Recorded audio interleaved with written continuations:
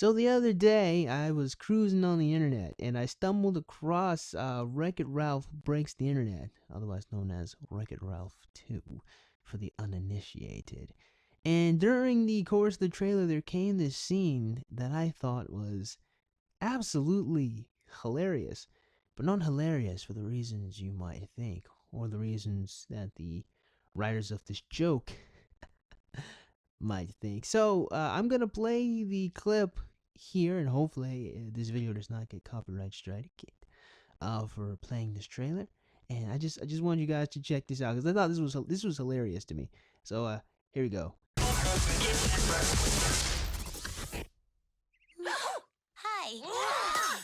Whoa, ladies, I'm a princess too. What kind of a princess are you? Do you have magic hair? No. Magic hands? No. Do animals talk to you? No. Were you poisoned? No. Cursed? No. Kidnapped or enslaved? No. Are you guys okay? Should I call the police? Do people assume all your problems got solved because a big, strong man showed up? Yes. What is up with that? She is a princess. When I first saw this trailer, when I first saw this scene, I sat there and I looked at it and I thought to myself, wait a minute. Is that not an accurate description of what happens in each and every one of these movies? I mean, with a few exceptions, there are probably a couple of Disney movies, which I will get into in a second, where this is certainly not the plot line, where this is certainly not something that happens.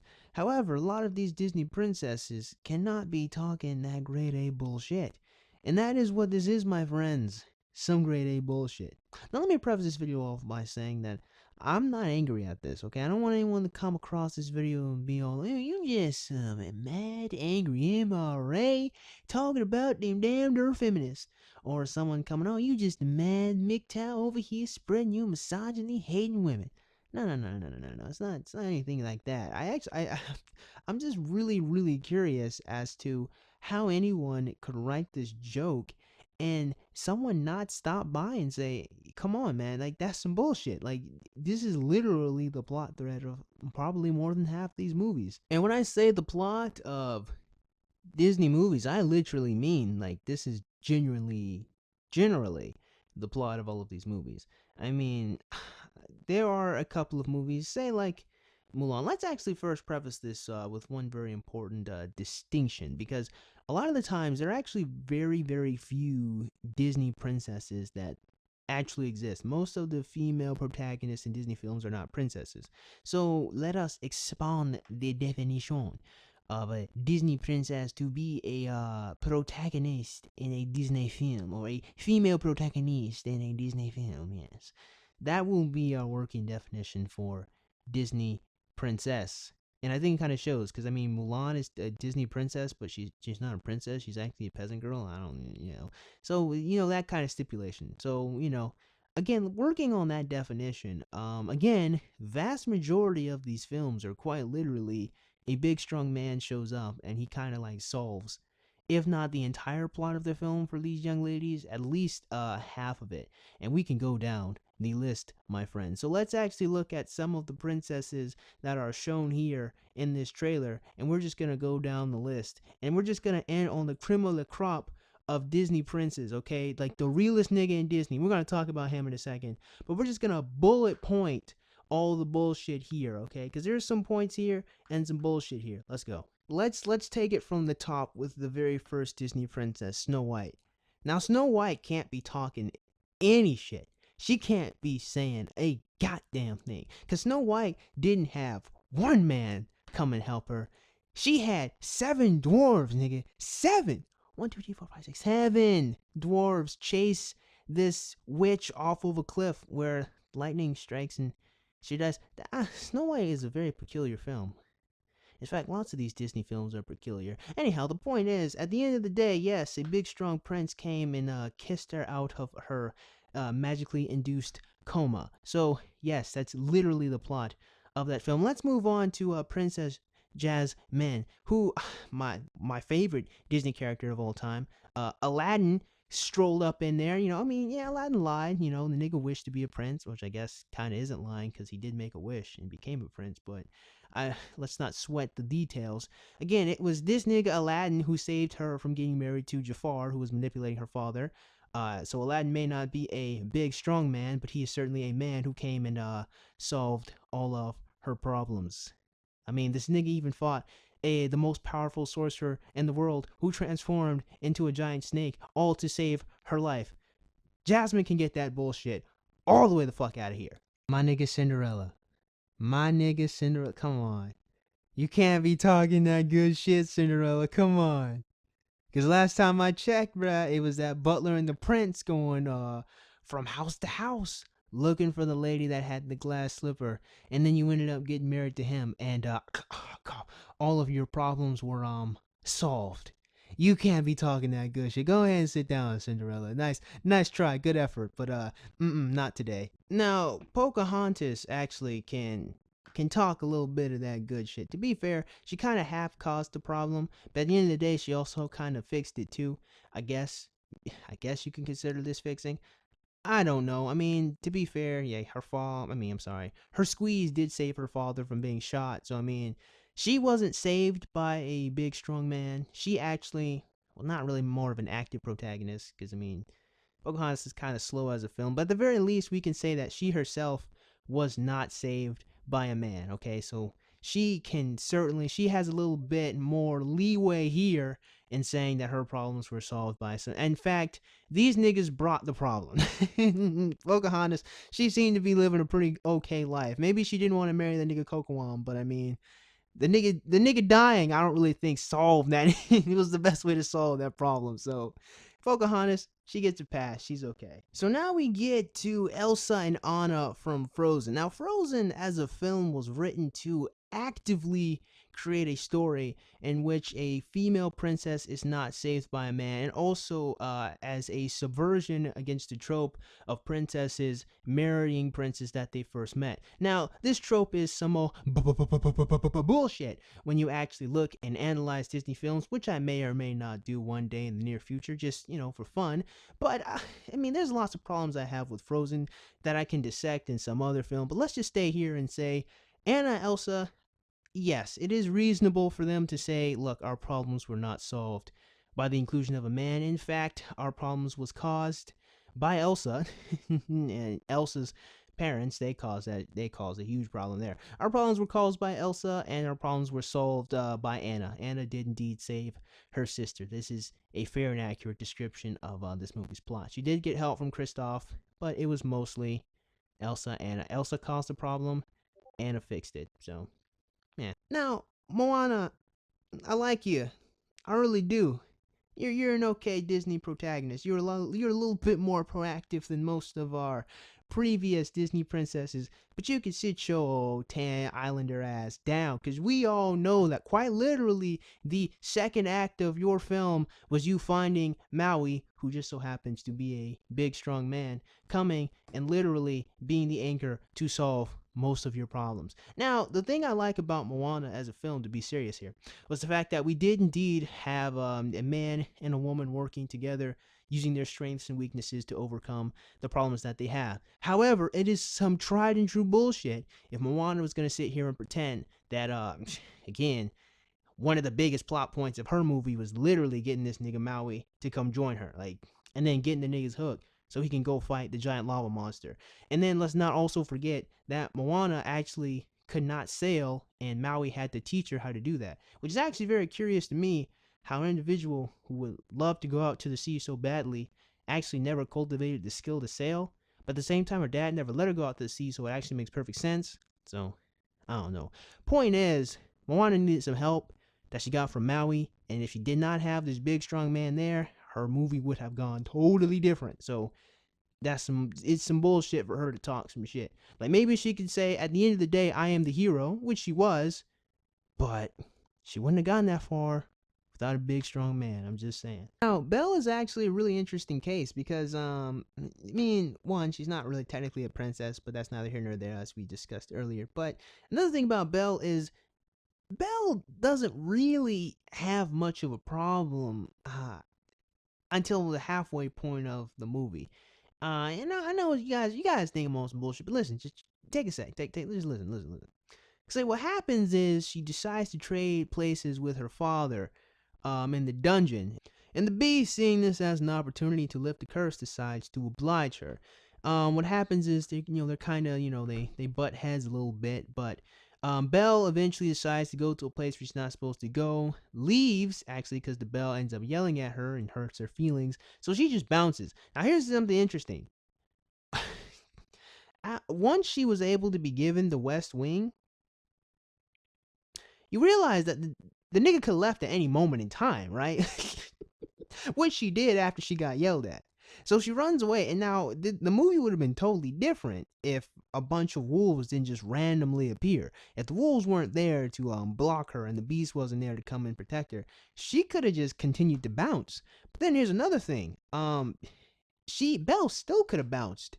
When the Beast was lying there, beaten up by the wolves, if Belle was a cutthroat, she could have just been like, "All right, home slice. Thanks for the save, but I'm going home. See ya." She could have done it. Now, of course, that's not her characterization. I mean, of course, the point was to show that Belle actually has a very kind heart. I understand the narrative point, but what I'm saying here is, Beauty and the Beast is not very conventional in its storytelling, and that's kind of the point. So I guess maybe she can talk shit, but not really, considering the fact that the two of them kind of had to help each other out, and she didn't really have any problems once she accepted her position and actually got her own library and became pretty much the lord of a castle alongside the Beast. I mean, yeah, when it comes to all the other Disney princesses, she really wasn't suffering the most. Let's be real about that, you know what I mean? Now, Rapunzel, you can go ahead and get your tangled ass hair. You need to find yourself a comb long before you think you can find yourself talking some shit. Because we all know it was that nigga Flynn Rider who came to the rescue in order to save you from a life of magical slavery from your adopted mother or kidnapper.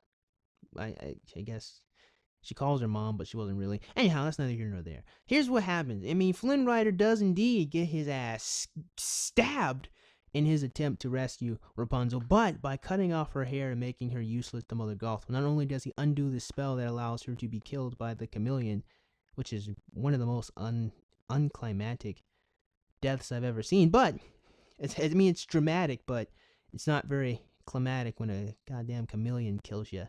I digress. But Flynn saved her from a life of slavery once she became useless to Mother Gothel. All of her problems was indeed solved by a man. And it's true that Rapunzel did save Flynn's life with her tear, because her magical powers are still, existent within her. She cannot talk shit. In fact, one of the biggest plot points is Rapunzel needs Flynn in order to take her across the land in order to go see the lanterns. So no, Rapunzel, you can sit your long-haired ass down. Now, I've actually only seen bits and pieces of Princess and the Frog, but from I remember from the movie, Tiana and the Prince, whatever that nigga's name was, they were both frogs, and they had lots of help from a crocodile and a firefly. So again, I'd have to rewatch the movie to really see what is going on there, but it seems like they all kind of work together in order to solve most of their issues and problems. So Tiana can say, yeah, I wasn't saved by a man, but we helped each other out. I guess she kind of can talk a little bit of shit, but I don't see why she would talk shit considering the fact that, again, they kind of worked as a unit and had a lot of help. So I guess maybe it's okay for her to say that. Now we get to the only Disney princess that absolutely can talk some grade A shit, and that is Mulan. Mulan was the one who pretty much single-handedly defeated probably 99.5% of the Huns, probably even more than that. Mulan saved these niggas, okay? So Mulan absolutely can talk some of that good shit, because not only did Mulan destroy most of the Hun army, she then goes to the capital, saves the bloody emperor, fights Shao Kahn. Wait, what's that nigga's name? Shao Kahn? I'm thinking Mortal Kombat. What's that nigga's name? She fights this gray ass nigga, okay? She fights this gray nigga in one-on-one armed combat, right? And then, okay, she got help from Mushu, but at the end of it all, she wins. So Mulan, go ahead and talk as much shit as you want. You can absolutely say whatever you want to say about this topic, because Mulan, you rock, you rule, you are bae. Okay, we can keep going. Ariel, the Little Mermaid. Ariel, no. Ariel, no, just no. Just no. go ahead and sit down. We don't need to discuss how you literally gave up your entire family so you can go walk on land to go get some dick. And then as it ends up, this guy ends up saving you from the giant sea creature, a whole problem that you caused and created. Literally all your problems solved. Actually, your problem was even solved again by your father, who had mercy on you for whatever reason. I guess he just loved you that much. Gives you legs so you can go and get married to Prince Eric after he killed Ursula for you. Ariel, no, all of your problems were solved by two big strong men. Get the fuck out of here with that bullshit. Now, Brave was a very peculiar film. That it was indeed, because Merida's problems absolutely were not solved by a man, but again, they were absolutely created by her. Like, Brave as a conceptual film of having a woman's mother get turned into a bear, and then she has to save her from being turned into a bear. It's just some weird, odd, peculiar shit. I just kind of have to wonder what in the hell was the pitch meeting behind Brave, like, as a concept. Because that movie literally was not what I was expecting. So Merida can talk shit, but at the same time, she'd be talking some weird shit concerning the fact that she literally was the one who's like, I want to change my fate. I want something to change my fate. I don't want to be a princess here. Yeah, she can get the fuck out of here. She caused all of that. So, I mean, technically, she would be right to say a man didn't solve her problems, but she created them. So, you know.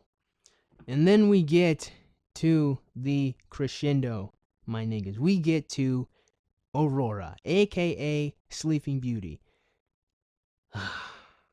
Where do I begin?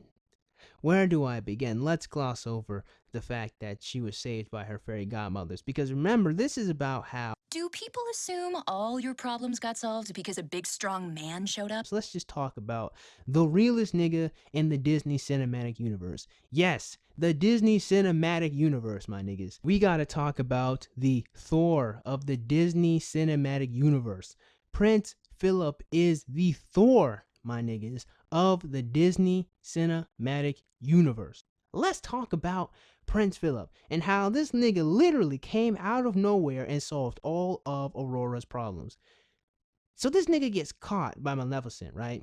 Nigga gets caught. He gets snuck, okay? It's not his finest moment, all right? He doesn't look too raw here, but he gets caught. He gets captured, right? And Maleficent comes up with this plan to make him old and weak and dreary while Aurora just stays in the castle and then just waits until he's old and pretty much on his deathbed to let him go save her. Pretty evil and malicious stuff, aka Maleficent, right? Fairy godmothers come and they release him, they save him, and then they start running support. And Prince Philip then proceeds to be the realest nigga we have seen yet. Again, the fairy godmothers are running support, helping him out, but this guy is running on his horse to go get some pussy. He is charging to go get to Aurora, all while getting an array of spells blasted and bombarded at him by the great witch that is Maleficent. Truly a real nigga, running to save his princess. But then, see, here's the thing. Prince Philip is too real. He is the realest nigga. Look what happens, right? Maleficent puts out a forest of thorns. This nigga looks at it and says, I can do it. Cuts down all of these thorns. Just starts hacking away, right? So then Maleficent herself comes down to fight. The boss battle, nigga. The big bad comes down, right? This is what she says. How shall you deal with me, O prince, and all the powers of hell? And here I thought this movie was rated G. I didn't know we could just start invoking the powers of hell and shit. Anyhow, look what happens next, right? Let's just stop and analyze this, right? What happens next is Maleficent turns into a fucking dragon.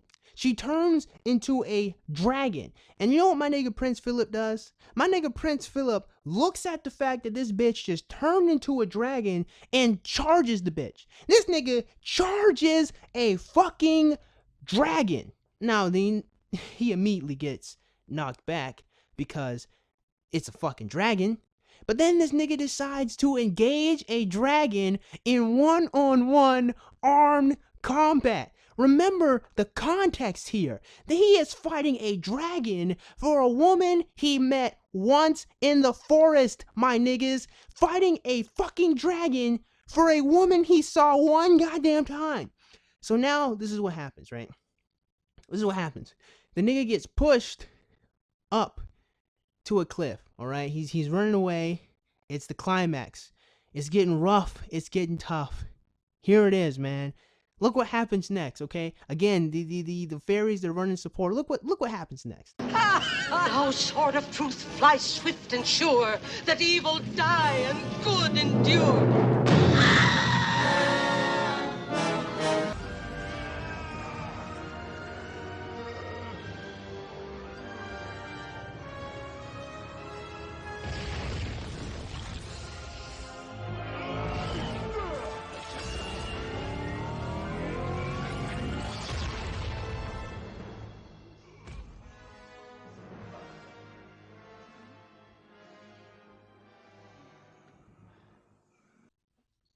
I told you niggas. You niggas thought I was kidding.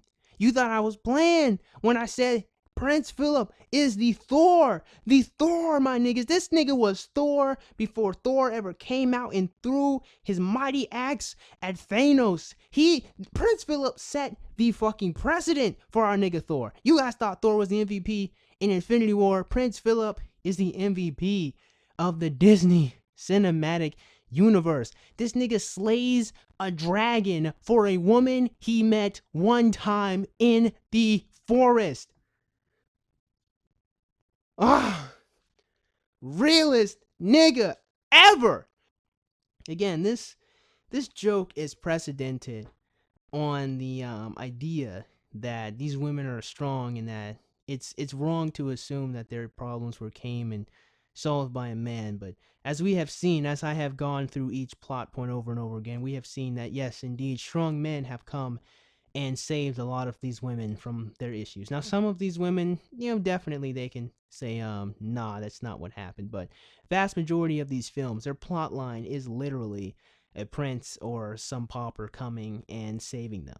And here's the thing, I'm not really offended at this shit. Like, I'm not mad. Again, someone might come and you just mad, you incel over here, man. I'm not mad. I just think it's hilarious to me that someone could write this joke in the complete absence of just observable reality. That yes, to assume that a big strong man came and solved all of their problems is literally the plot of more than half these movies. Now, Mulan, certainly not. Pocahontas, not really. In fact, it was the white niggas who came and brought the problems. I mean, certainly. Like, you can pick out some films and you can say, yeah, that's not accurate. However, the most of these movies are literally princesses being saved by princes. That's just what it is. And to deny that reality just seems kind of stupid and silly to me, all just kind of to score some political girl power point that really just doesn't make sense in the face of just looking at just how these stories are written. And I didn't even talk about my nigga Quasimodo, but Esmeralda's not there, so I'm not going to. But I'm just saying. So with that being said, man, listen, guys, this is just a fun video. Don't take this video too seriously. It's mostly just for fun, mostly just for laughs. I'm just trying to make you guys laugh. But yeah, don't take the video too seriously. It's just for fun, okay? So with that being said, man, I just hope you guys enjoyed today's video. And if you did, man, go ahead and click that like button. Yeah, shoot. Go and click that subscribe button. Comment in the comment box below. And as always, you guys have yourselves a great day. I will see you cool cats soon. Adios.